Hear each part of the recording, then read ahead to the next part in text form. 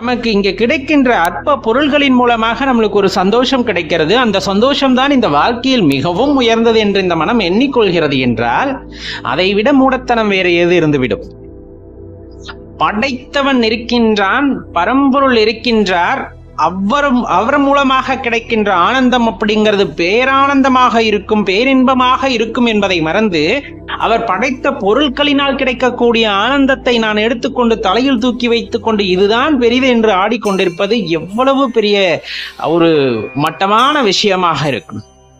அப்ப நம்ம தெரிந்து கொள்ள வேண்டியது அப்படிங்கிறது அந்த விதையவா அல்லது விதை மூலமாக மரமாக உருவாகி அந்த விருட்சம் உண்டாகி அதில் வந்த கனி காய் இதையெல்லாம் நான் பெரிதென்று நினைப்பதா அப்படிங்கிறது உங்களோட அந்த மனதுக்கு தான் கேள்வியா கொடுக்கணும். நம்ம இங்க இருக்கிற எல்லா விஷயத்தையும் தூக்கி வச்சுக்கிட்டு இதுதான் பெருசு, இதுதான் உண்மை இப்படின்னே நினைச்சுக்கிட்டு உண்மையான அந்த விதை எது, உண்மையான அந்த ஆனந்தம் எது, உண்மையான அந்த இறைவன் யார் அப்படின்னு தேடி செல்லாமலேயே பார்ப்பதையெல்லாம் உண்மை என்று நம்பிக்கொண்டு கேட்பதையெல்லாம் உண்மை என்று நம்பிக்கொண்டு இதுதான் ஆனந்தம் இதுதான் ஆனந்தம் என்று இருப்பது வாழ்க்கை கழிந்து கொண்டே இருக்குமே தவிர இன்னும் இந்த வாழ்க்கைக்கு ஒரு தொடர்ச்சி வந்து கொண்டே இருக்குமே தவிர வீடு பேரு அப்படிங்கிறது இல்லாமலே போயிடும், முக்தி அப்படிங்கிறது இல்லாமலே போயிடும்.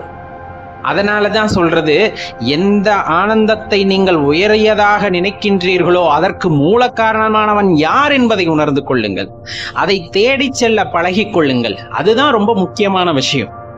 ஒரு பொருள் நம்ம கையில இருக்கு, அந்த பொருள் எப்படி படைக்கப்பட்டது அப்படிங்கிறத பத்தி நம்ம யோசிக்கிறதே இல்லை.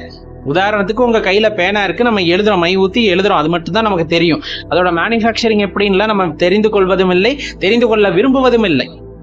அதே போலதான் இந்த மனிதன் அப்படிங்கிற ஒரு விஷயமோ அல்லது இந்த உயிரினங்கள் அப்படிங்கிறதையோ பார்க்கிறோம், அதோட பழகிறோம், அதை ரசிக்கிறோம், அதை அனுபவிக்கிறோம், இந்த மாதிரி விஷயங்கள்ல தான் ஈடுபடுகிறோமே தவிர இதோட ஆதி எது, இதோட ஆரம்பம் எப்படி இருந்திருக்கும் அப்படிங்கிற விஷயத்தை பத்தி யாரும் உணர்ந்து கொள்வதும் இல்லை, உணர முற்படுவதும் இல்லை. இதுதான் பிரச்சனை.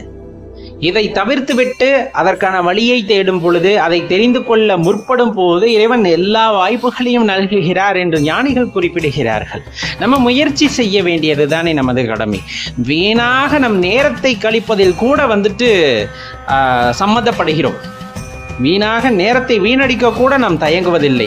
ஆனால் அந்த வீணடிக்கும் நேரத்தில் இது போன்ற ஆக்கப்பூர்வமான விஷயங்களை பற்றி யோசிக்கும் போதோ சிந்திக்கும் பொழுதோ ஏதேனும் ஒரு தரவுகள் கிடைத்தால் அதை பிடித்து கொண்டு முன்னேறலாம் அப்படிங்கிற எண்ணம் ஒரு மனிதனுக்குள் வந்துவிட்டால் அவன் ஆன்மீக பாதையில் நெறிப்பட்டவனாக வாழ ஆரம்பிக்கின்றான். மாறாக அந்த எண்ணம் இல்லாதவர்கள் தீய வழிகளில் தன் மனதை செலுத்தி கொண்டு எதுவும் இல்லை அப்படிங்கிற அந்த ஒரு மாயைக்குள் சிக்கிக்கொண்டு தனது வாழ்க்கையை சின்ன பின்னமாக்கி பின் மீண்டும் இந்த வாழ்க்கையை தொடர்கதையாக மாற்றி விடுகிறார்கள் அப்படிங்கிறதான் நம்ம ரொம்ப தெளிவா தெரிந்து கொள்ள வேண்டும்.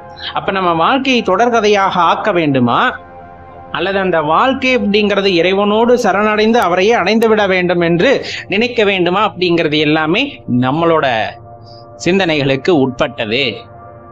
கொஞ்சம் பொறுமையா யோசிச்சு பார்த்தீங்கன்னா இதற்கான விளக்கம் புரிய வரும். நிறைய புத்தகங்களை படிங்க, நிறைய குருமார்கள் இருக்கிறாங்க, தேடி போங்க. நான் சொல்றது, நான் ஒரு சின்ன ஒரு புள்ளி, அதாவது ஒரு புள்ளி வச்சாதான் அந்த கோடு போட முடியுங்கிற மாதிரி அந்த புள்ளி வைக்கிறதுக்கான கருவிதான். உண்மையா குருவை நீங்க தேடி போகும்போது நிறைய விஷயங்கள் நீங்க தெரிந்து கொள்ளலாம் நண்பர்களே.